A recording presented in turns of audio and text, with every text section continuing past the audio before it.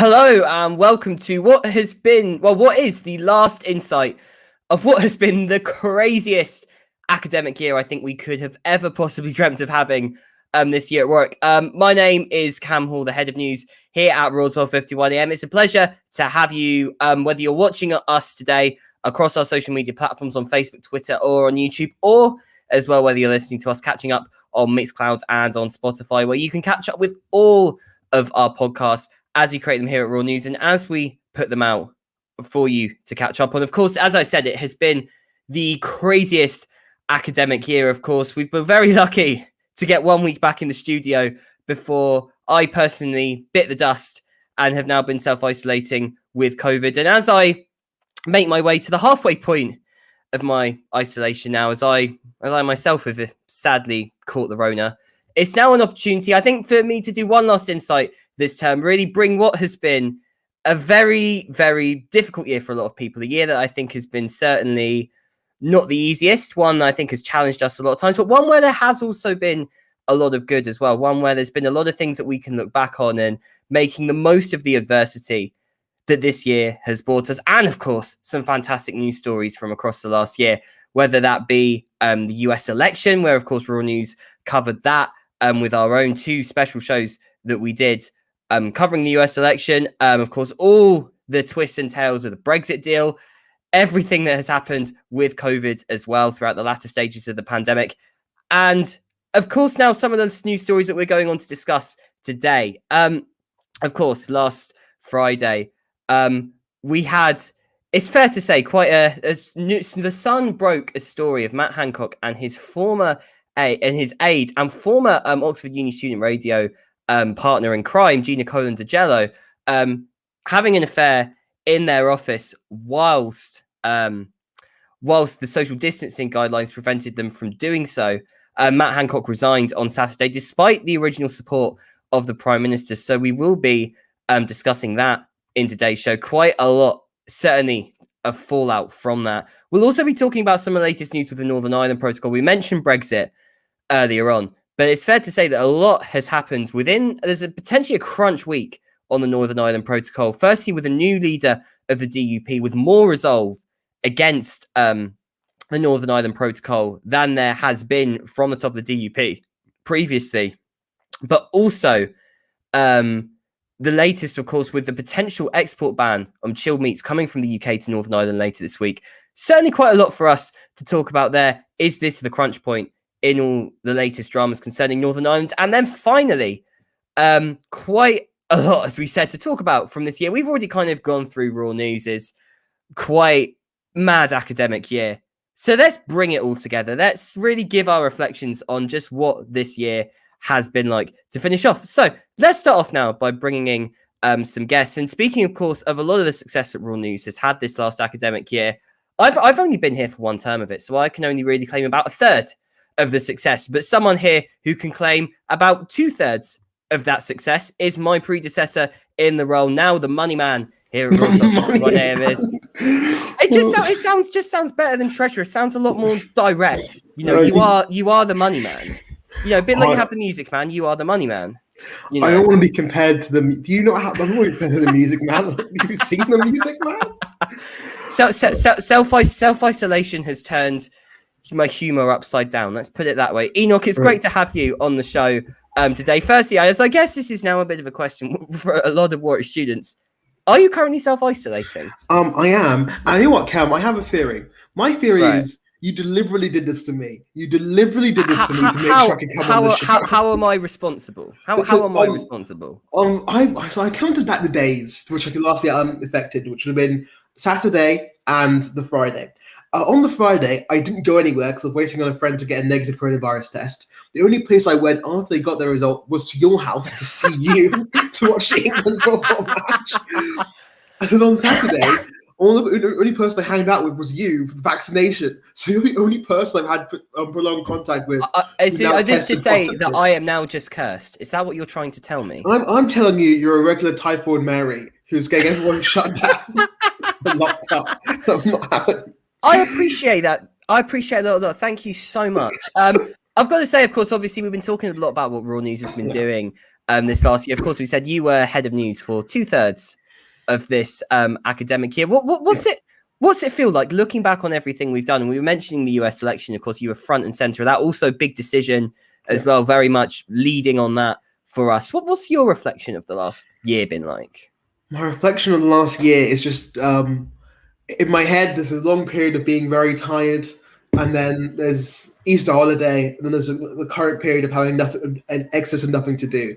I remember there's periods of manic work and periods I'm doing nothing. I'm currently in a period I was doing nothing. For the last few months, I was in a period of absolute manicness of the US. Because I mean, it's very weird to have like two major events. One major event, but I guess two major events, but one major event per term of the US election. Which I want to correct the record. There were 3 US election shows. There were 3 US election shows. I forgot about the Saturday night one. I'm sorry. Only one actually announced the results. So there were 3 US election shows.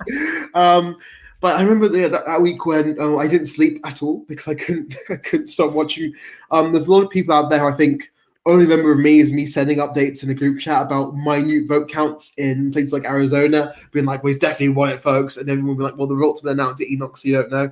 And of course, big decision, the longest week and a half of my entire life, where it's not I didn't sleep, but it seemed like every day there was a new huge personal challenge to confront just to get the event over and done with. Ultimately, culminating in the most stressful show I've ever produced. US election, that was difficult, but like at the end of the day, at least I wasn't going to get blamed if Joe Biden didn't win. With a big decision, there was a genuine fear in that final show that everything went disastrously wrong. It would have been my fault, and I wasn't. Also, I want to make a public statement now because I'm not head of news anymore. I'm not held to anyone. The misspelling. We were given a list of names from the SU. I copied and pasted those names into the graphics of all the banners. If the misspellings in the names were not my fault, as I was accused, but the SU's fault, because I copied and pasted directly from the notes they gave me.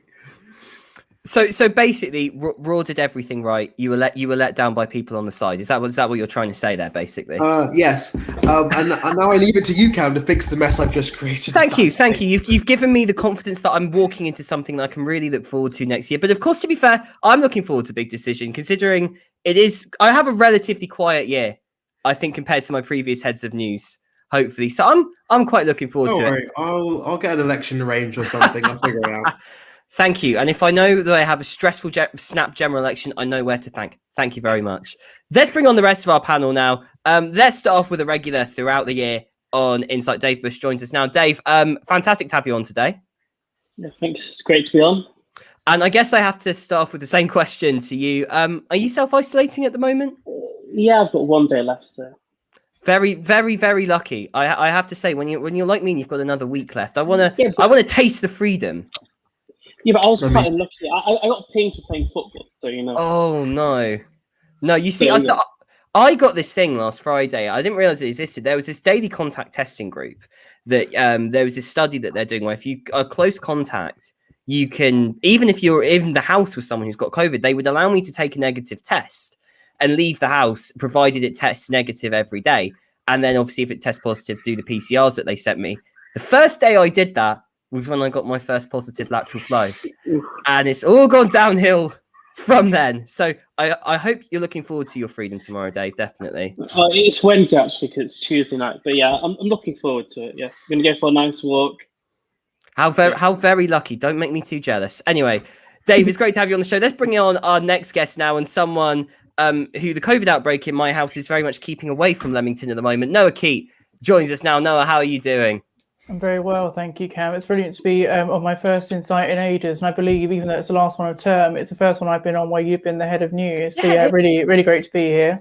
It's fantastic to have you on, and I've got to say, obviously, what's taken you so long? Has the allure of me as head of news just not been the same as Enoch? Well, I think it's been a combination of essay and exam revision, and also the fact that we live together while I'm in Cambridge at the moment. I wanted to make sure that our Wi-Fi and our internet could survive. So I think for your personal benefit of hosting, I thought if we were both on it at the same time, the internet might crash. But given that I'm far away from Leamington now, I feel sort of safe that if your internet does crash, it's not my fault. Sure, I really appreciate it. And not just because the Wi-Fi box is literally right next to me on my desk right now, and obviously that's all great and dandy and everything. But I do appreciate the thought there. Thanks very much. Of course, Noah, I'm going to do this now with every show that you're on, but of course you have a chapter in a book coming out in a month's time. Talk to us a little bit about that and where we can get the book from. Yes, so Duncan Brack and Ian Dale have edited a volume of political counterfactuals. So basically, they're events that didn't happen in political history, but could have happened. And it's their 5th volume. It's called Prime Minister Pretty and Other Things That Never Happened. And I'm one of the 23 contributors. I've written a chapter imagining that Theresa May's Brexit deal had passed. And should you want to read it, you can pre-order it on Waterstones, or you can go to bitebackpublishing.com and pre-order it there, and it'll be published on the 27th of July 2021. So I'm really looking forward to reading all the other chapters as well. No, I'm certainly looking forward to giving it a read, and I'm looking forward to every other student who will be reading that on their PR21 reading list in the future. Keep our fingers crossed there. Certainly worth the read. Well, no, it's great to have you on the show. Let's bring on my next guest now, another regular here on Insight. It is Adam Gravely. Adam, fantastic to have you on the show today. Thanks for having me. How are you feeling? I'm, apart from the fever and apart from the cough that I've had the last couple of days, I'm doing all right. Considering I know how bad some people have had it, I'm for now feeling quite lucky, which is good. How are you doing as well, though? Yep, doing well. Just cracking on with the dissertation. Of course, you mentioned the dissertation last week, and of course, one of the things I know you tweeted last week, the fact that considering also being a master's student, preparing your dissertation, everything, just how much little time you've had in the library to do it. Does the library await soon? That's the question on top of my head at the moment. Hopefully, although hearing how the university seems to be going down, feeling rather unwell, I am just reevaluating when I shall next see the beloved library again. In my last masters, I basically lived in the library. I had my own little corner. It was Adam's corner, and I haven't managed to have that this year. But oh well, so is life. Thankfully, Warwick's online resources have worked incredibly well up to now. And the one time I did go, I literally just brought back a bag full of books with me. So you're suited then. You're covered, basically. I'm covered. I can survive without the library. Well, Adam, great to have you on the show. Let's bring in our last guest now. We have a big panel this week. I feel uniquely popular. I don't know if it's pity, just because I've come down with COVID, but there we go. My final guest on the show today, Miles Kirk, joins us now. Miles, fantastic to have you on the show. Yeah, thank you for having me. I really enjoyed it last week, so it's good I've come back this week. No, absolutely. It's great to have you on. And of course, I'm obviously talking about my little COVID emergency, but you were literally getting a call from Test and Trace whilst you were on the show last week. And I mean, firstly, the dedication to come straight back to the show after the call, I'm immensely honoured. But firstly, how are you and your flat doing? And are you looking forward to getting out of isolation? Yeah, I had coronavirus, but luckily I got out of isolation today. So I've already been out. That's great today, to hear. And I'm going out later. But yeah, it's been tough. Obviously, being in a Sherborne flat, the rooms aren't exactly like, it's not like even in a house with a garden and stuff. So it's been tough. But yeah, it's actually allowed me to get a lot more stuff done than normally I wouldn't have been able to do. So it's been stressful, but I've been already out today, been for a walk today. Actually went to return my ball suit that I should have been wearing last week, but obviously didn't happen, did it? So, honestly, that all just sounds. I mean, on a personal note, I was supposed to go to a ball in first year, and I had glandular fever, which basically knocked me back and stopped me going to the politics ball in first year. So all of this stuff people talk about, like balls and all of that, I as much as I can go to people and say, oh, I'm really looking forward to going back to pop and everything, and you'll get to experience pop one day, and you won't know what to think as soon as you walk into the copper rooms. That's my little personal thing for next year. Hopefully get to a ball at some point, and hopefully we can do that when COVID hopefully does recede. Of course, people getting their jabs. We found out from data from the government yesterday that nearly half of 18 to 29-year-olds have had their first dose of the COVID vaccine. So hopefully those numbers continue to rise, and hopefully people will be double jabbed, and the COVID cases will be significantly lower in September, and hopefully we can have a return to normal. Well, we'll come to that later on in the show.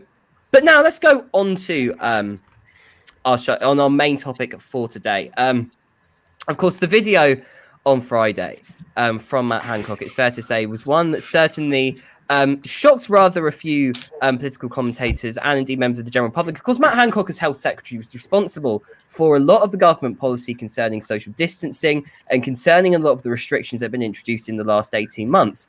And there's been many an interview over the last year of Matt Hancock quite explicitly talking about prohibiting casual relationships, saying that this broke social distancing guidance. Indeed, when referring to Neil Ferguson's resignation from Sage when he was caught out during the first lockdown, Matt Hancock almost let out a bit of a laugh, in a sense, when he said that, you know, the nature of his act meant that he should have resigned. Well, last Friday, Matt Hancock, a video from him in his office in the 6th of May was released of him making out with his aide and his former, we mentioned the former Oxford Uni student radio partner in crime, but just to a student radio station, it was a bit relevant. But the picture of him and his aide, who it's important to say was employed by Hancock on taxpayers' money.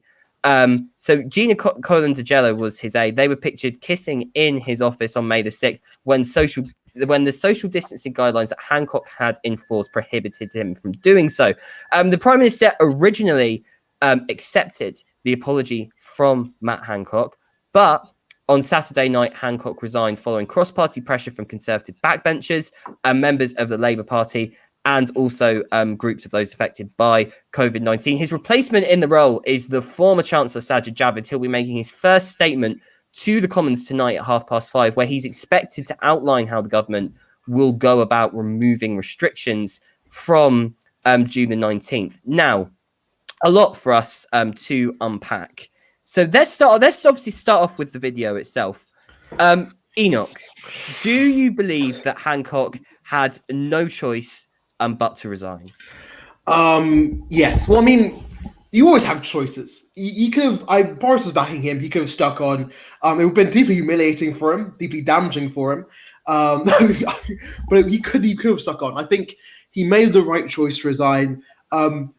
For himself, for his family, most importantly for his family, because I heard a story about what happened to his wife when he sort of went home on Thursday night and noticed was about to leak, told us why he was leaving her work with his youngest child, so actually I'm now leaving, which is that's a gut-wrenching thing. And I think he made the right choice by saying, look, this isn't tenable, I can't last, I don't want any more headlines like this, I'm going to leave. Well, certainly, and of course, the video itself there's a lot of questions been raised, obviously, about the cameras in the office, and we can come on to that very soon. But politically, Noah, this is the minister who had been responsible for the regulations. And we've seen a lot over the last year that there had been, obviously, we mentioned Neil Ferguson earlier, but obviously Carol Calderwood, who was the first the chief medical officer in Scotland, who was forced to resign at the start of the pandemic for breaching COVID rules herself. Now, that Hancock was staying in position was seen by some to make a mockery of those resignations. It's interesting Boris Johnson, though, accepted, or was seen to accept, the original apology from Matt Hancock. Why do you think that potentially was? Well, it's really, really fascinating. As you say, Matt Hancock was one of the most visible people giving these new coronavirus restrictions throughout the last 15 months, although different ministers would do press conferences in the evening with Patrick Vallance and Chris Whitty. Matt Hancock, as Secretary of State for Health, was one of the most prominent individuals there. And it has been fascinating to see how a number of individuals that have been responsible for enforcing these rules and setting these rules have themselves been shown to be breaking them. I think the reason that the Prime Minister initially accepted it is, well, let's be blunt, Boris Johnson does have history. He was sacked from Michael Howard's shadow cabinet for lying about different affairs, and his own promiscuity is very well known about. So maybe he felt he would have lacked credibility to say to Matt Hancock, well, you broke the restrictions, you had an affair, therefore you have to go, when the Prime Minister himself has that own history. I think the reason that Matt Hancock had to resign is not because he had an affair, unless you're sort of social conservative. People will, obviously be saddened about that. As Enoch says, we should be thinking of his, family and children. Not because he had an affair, but because the rules that he made everyone else follow, the sacrifices he made everyone else make, he himself didn't adhere to. And I think the fact there was that video evidence there, and it was so explicit what he was doing, and what he was doing was against his own rules that he delivered, that he had no option to resign. I'm surprised it actually took him until Saturday evening to resign, rather than resign on the Friday. I just have to bring you some breaking news, because we've literally, just in the last couple of minutes, Boris Johnson is, I believe, today in Batley in Spain, and he has just made this statement regarding Matt Hancock's resignation. So he has just said, he was questioned by reporters about whether the delay to Hancock's resignation potentially risked undermining the government's message. And he went on to say this, that I read the story on Friday, and we've got a new health secretary in post on Saturday. And I think that's about the right pace to proceed in a pandemic, effectively saying that from that comment, that Boris Johnson made the decision himself to sack Hancock rather than defend him publicly, as his public spokesperson said. I just want to quickly get my reaction from the panel about that. This is literally just come out in the last couple of minutes from Boris Johnson. Adam, your face is rather perturbed by that comment. Yeah, it just doesn't add up with the timings, because we heard the comment from the Prime Minister's spokesman saying that the Prime Minister had full confidence in Matt Hancock and that he considered the matter closed. And we've gone from the matter closed to almost sounding like, yes, this was the right decision, and I was the one instigating this decision. It just doesn't feel. It just feels like a change in the narrative rather than from what the outside has seen it, with the fact that the Prime Minister had full confidence in Matt Hancock, and then Matt Hancock came to the decision as he said in the letter, that he came to the decision that it was a distraction for the government, and as such, it was the right thing to resign. It's interesting that, because of course there's a lot of people, and we've talked throughout the pandemic about, obviously one of the things that Boris Johnson has been criticised for throughout the pandemic is when ministers or advisors have broken the rules, not necessarily taking quick action on it. Of course, Dominic Cummings being the most notable example of that, but now Matt Hancock obviously falling foul.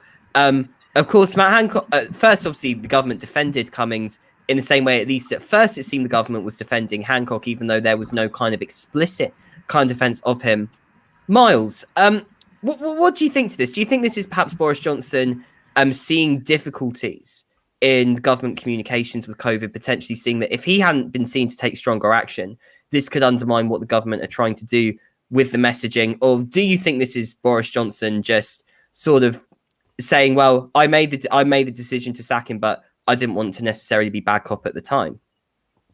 I can in some aspects actually understand why he didn't sack him in the first place, even though he probably should have done. I think it's on the basis that we are still in the middle of a pandemic, and to kind of sack the person halfway through it who is leading your government's response to that can, in a sense, be counterproductive towards that. So I can see kind of like the reluctance to actually go through with that action, where I think it was the right action to be made. But you keep on seeing Boris Johnson, after there's some sort of kind of big issue or problem that comes up within government, he kind of states with the boldness to the press that he considers this matter to be closed. And he said that on Friday.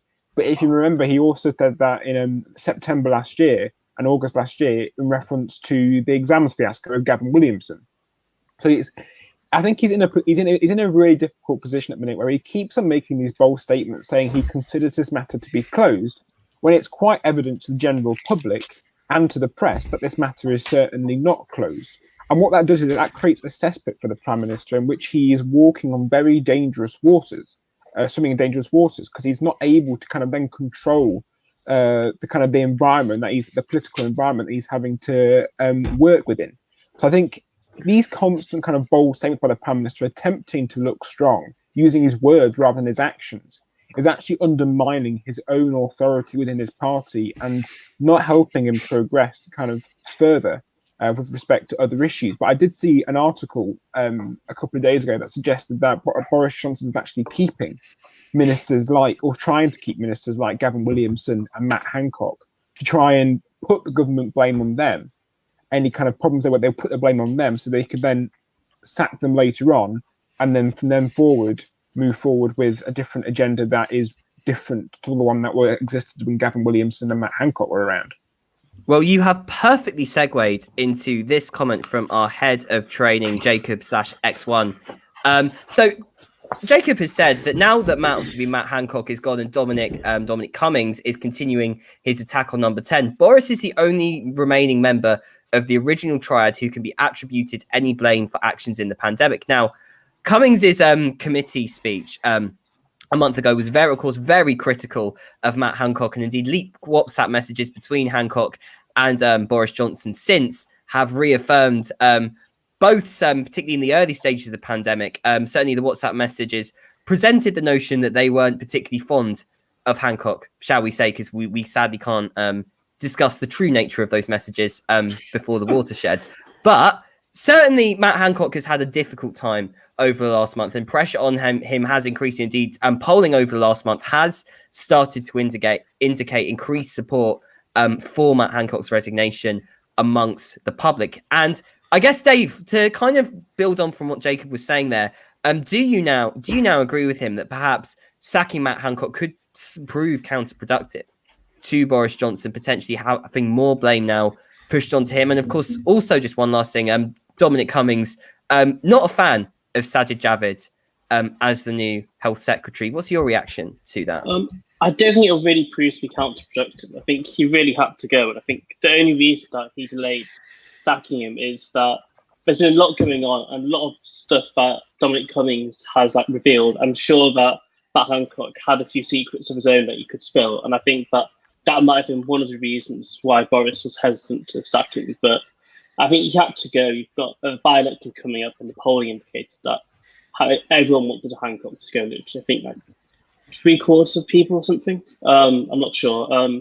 But yeah, and I think also I heard that a lot of them people high up in the Conservative Party were putting pressure on Boris to sack him. And when you got both those things combined, he had to go. Maybe there'll be some longer term implications in that Boris is the only person really who led the whole response to COVID, ignoring the professionals. And I think that it could mean that he can be held solely accountable now, but I don't know.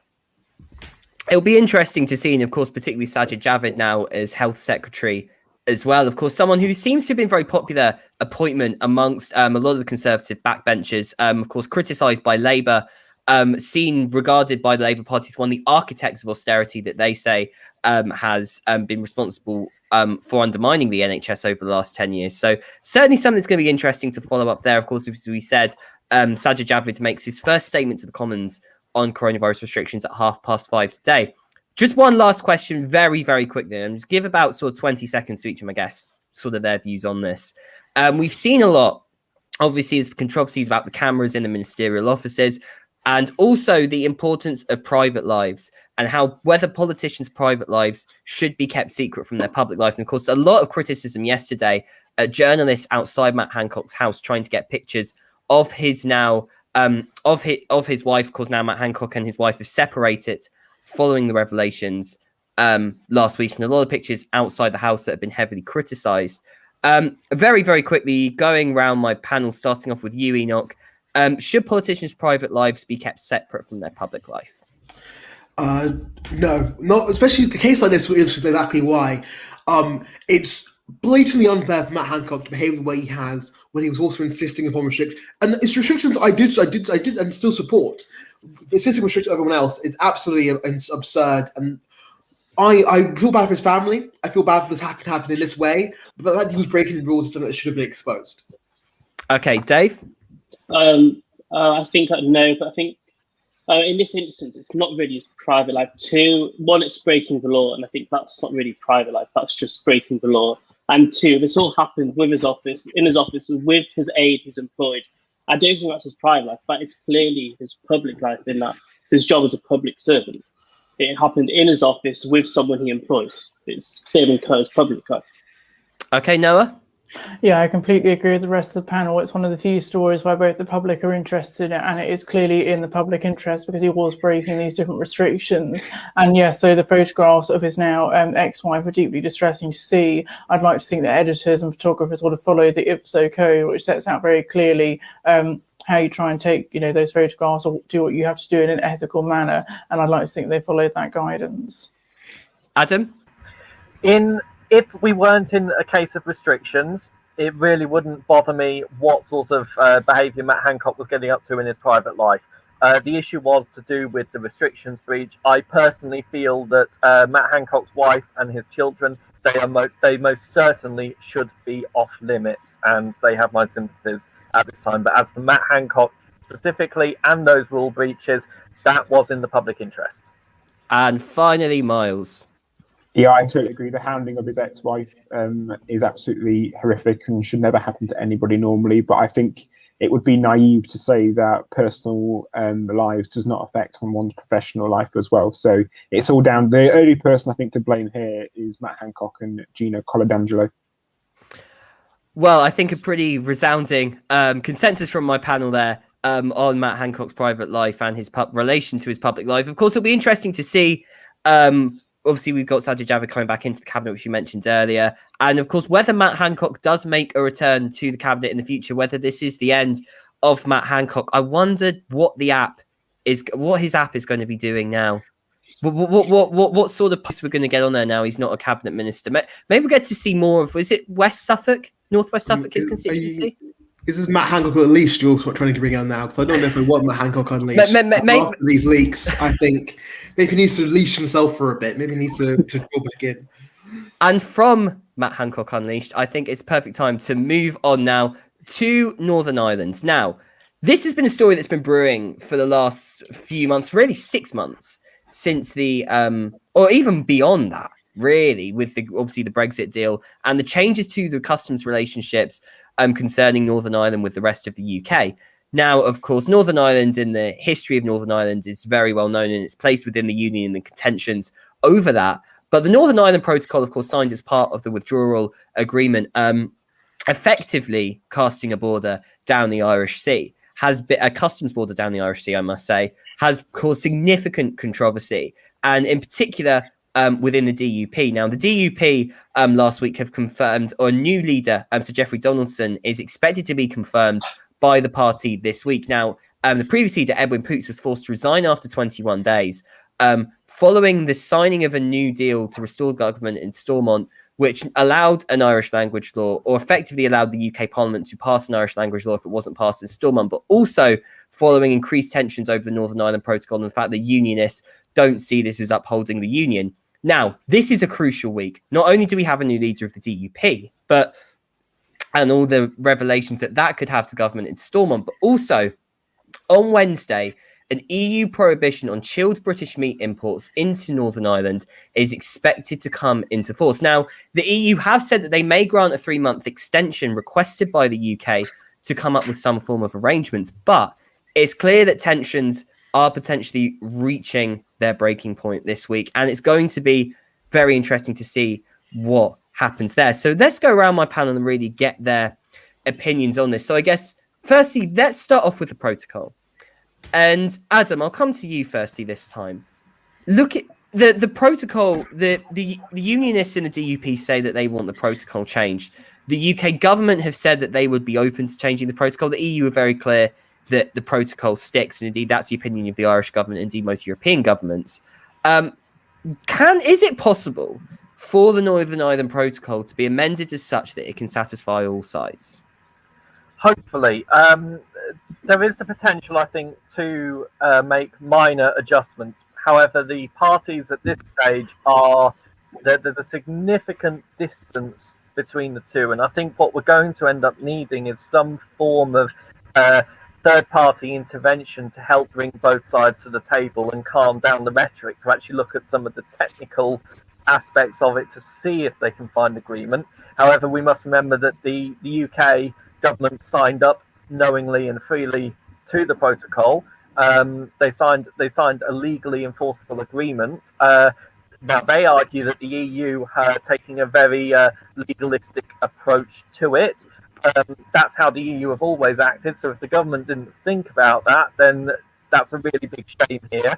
The first and most important thing has got to be maintaining the peace and the Good Friday Agreement that the protocol was designed to try and resolve, but is clearly not resolving in the way these debates are going. Yeah, and I think that's certainly the key question, the key aspect of this debate, which is obviously both sides signed up to the agreement, but in operation there has been these difficulties that have now come up.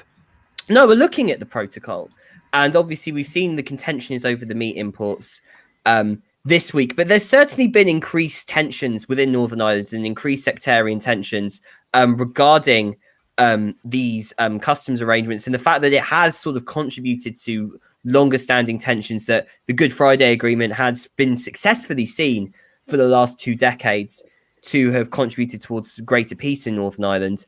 Do you think that the longer these tensions continue, that risk of increased sectarian violence becomes too great? Or do you think that if there is issues with the protocol, and if there's no protocol that can satisfy either side, do you think that could potentially be an even worse outcome? I think issues are inevitable regardless of what really happens. We saw earlier this year those horrific images of violence on the streets of Northern Ireland, buses being burnt. It was horrifying to see.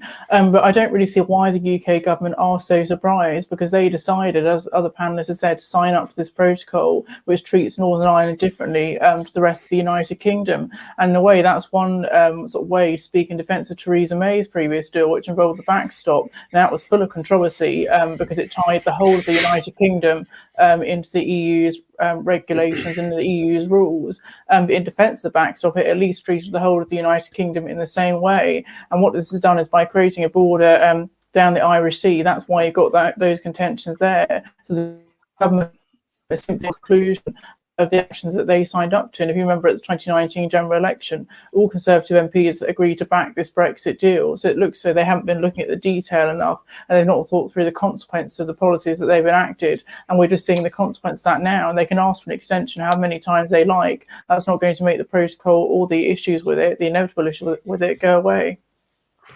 Certainly, and perhaps to follow on from that then, Dave, if we look at the thing with the protocol, and it seems that a lot of the difficulties and a lot of the issues that have been had have come from the UK and the unionist side of the debate. That's where most of the certainly verbal issues with the protocol have come from.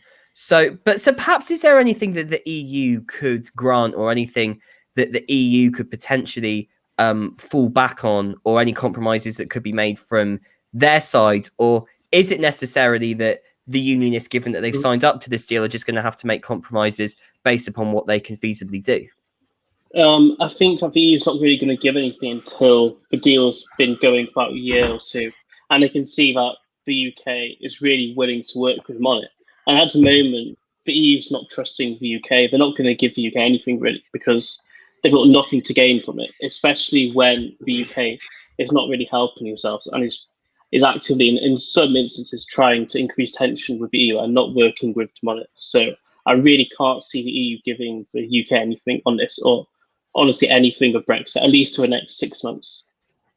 Yeah, and it is important to say that obviously EU-UK tensions, there have been quite a few, not just on Brexit this year, obviously with the vaccines as well, and there has been there's notable tension on this topic at the G7 last month. Of course, it's not just the Northern Ireland Protocol, it's also Stormont as well. And with the new DUP leader in place, Paul Givan, who was the new First Minister as of last week, has been told by the DUP leadership to expect that a new First Minister will now need to be chosen. Now, the tensions concerning the appointment of a First Minister came over the Irish language law and the fact that the DUP didn't accept that Westminster would be required potentially to enforce a law making the Irish language a recognised language in Northern Ireland. This coming from Westminster, despite the devolution settlement allowing Stormont to do this, the DUP said that this was a violation of devolution and was something that they resisted and contributed towards Edwin Poots's resignation as leader. Miles, looking at that, and obviously the new DUP leadership, very much it seems to be more entrenched against that law.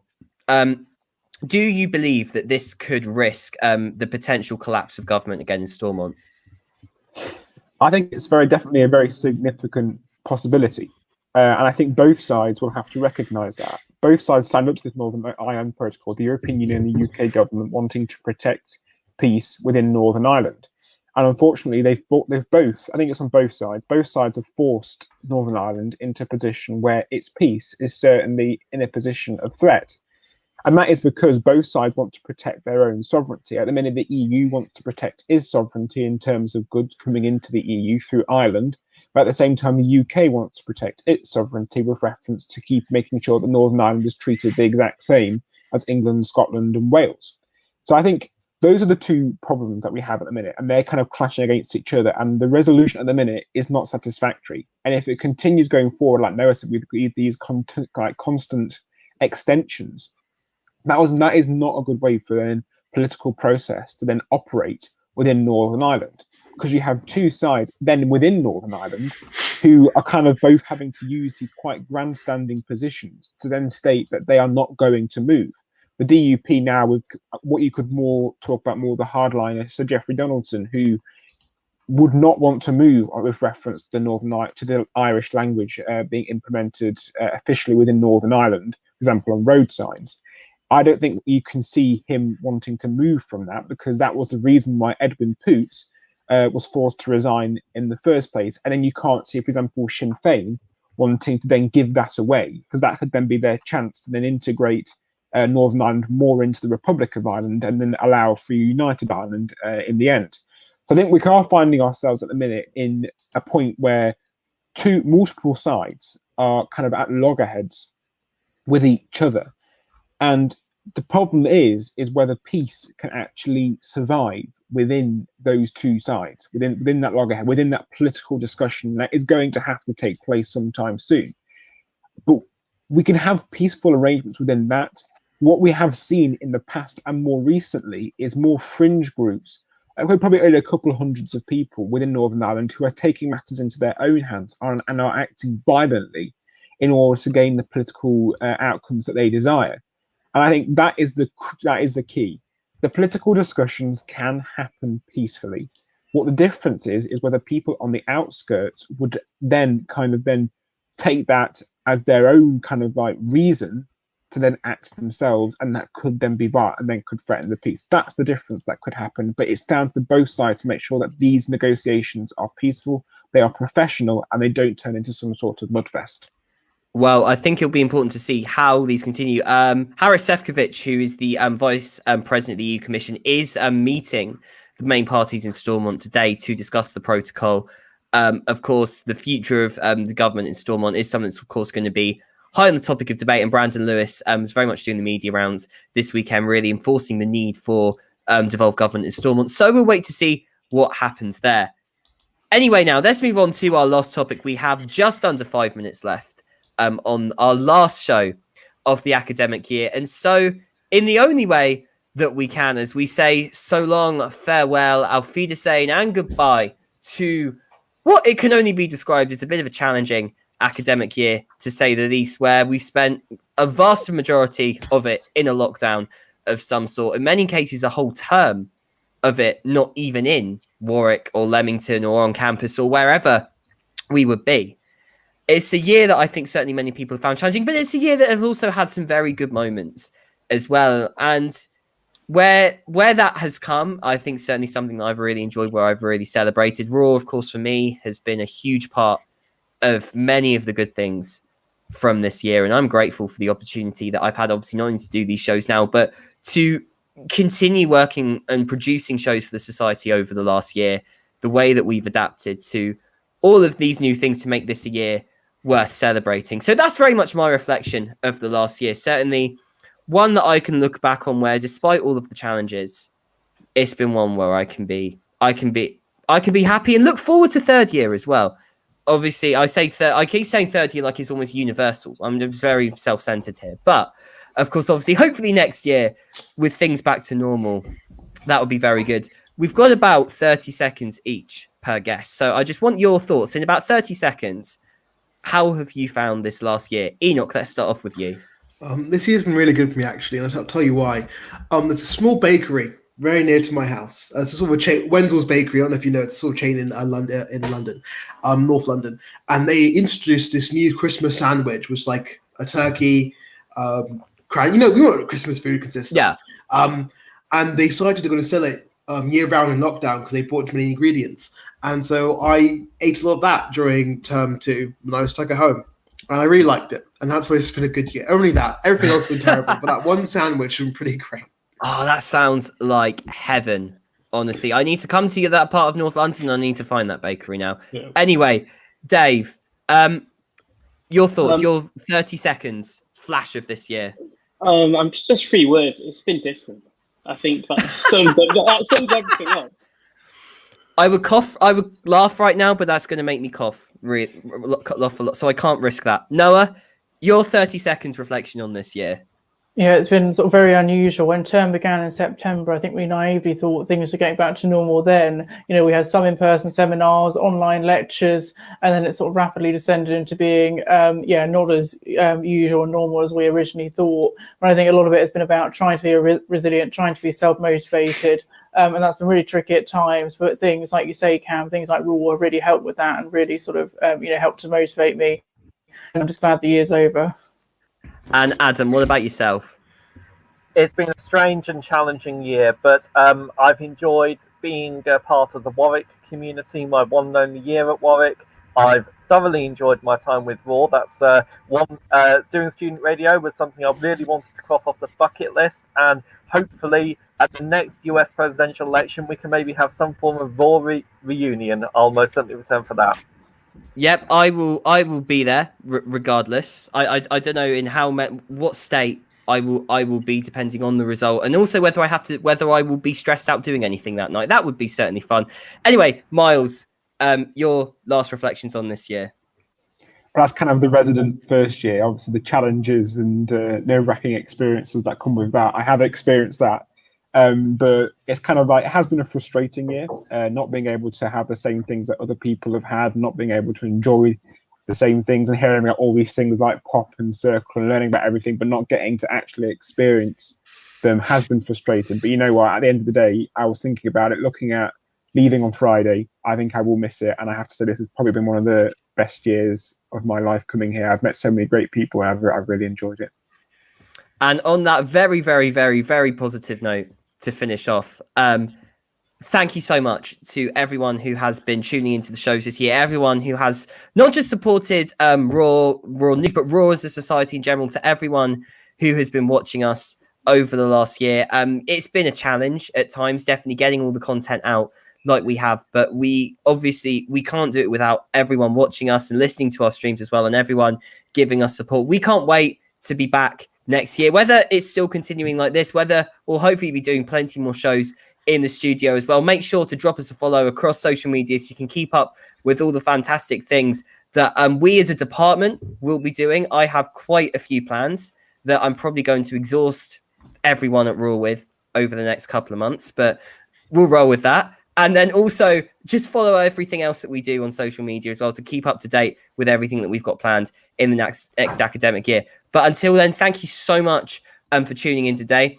And I'm really looking forward to seeing you tuning into us next year.